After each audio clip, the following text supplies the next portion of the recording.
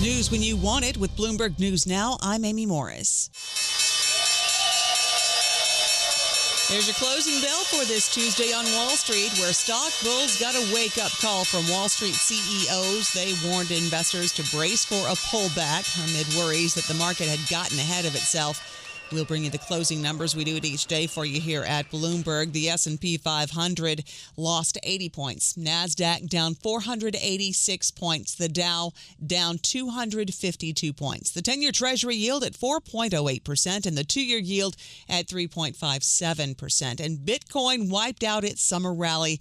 Shares of Bitcoin now down 5.75%. It briefly dipped below the $100,000 mark for the first time since June. Palantir shares fell 8% in the regular session, even after that big earnings beat. Bloomberg Intelligence senior tech analyst Mandeep Singh says it's all about the AI software giant's valuation. It was a nice beat and raise quarter, but right now I would compare Palantir to someone like OpenAI, which is also valued at, $500 billion in market cap in private market. Mandeep Singh with Bloomberg Intelligence. And adding to that pressure, hedge fund manager Michael Burry of Big Short fame disclosed bearish wagers on both Palantir and NVIDIA.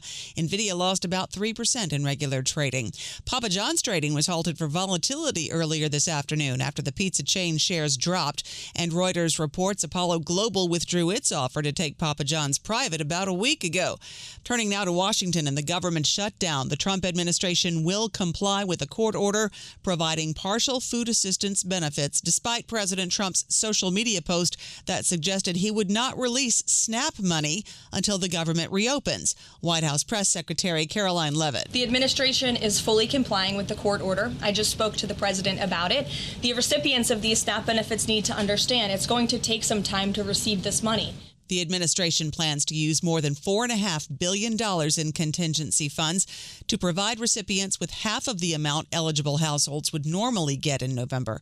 The government shutdown is now tied for the longest in history, and the resolution of today's elections could alter the political dynamics in Washington. Shutdown-related problems are compounding for Americans. Labor Secretary Lori Chavez-DeRemer. American workers are suffering. We need to get them back to work. We need to grow this economy. We need to get their paychecks back in their hands so they can provide for their families, put gas in their cars, pay their mortgages. House Minority Leader Hakeem Jeffries says Republicans bear the burden of this shutdown, and he says voters agree. Donald Trump shut the government down, forcing hundreds of thousands of people to be out on furlough or to work without pay. They refuse to address the health care crisis that Republicans have created, and the American people know it, and the results today are going to decisively reflect that fact. The House has been out of session since the shutdown started. And in New York City, more than 735,000 New Yorkers voted early in the mayor's race. That's a record.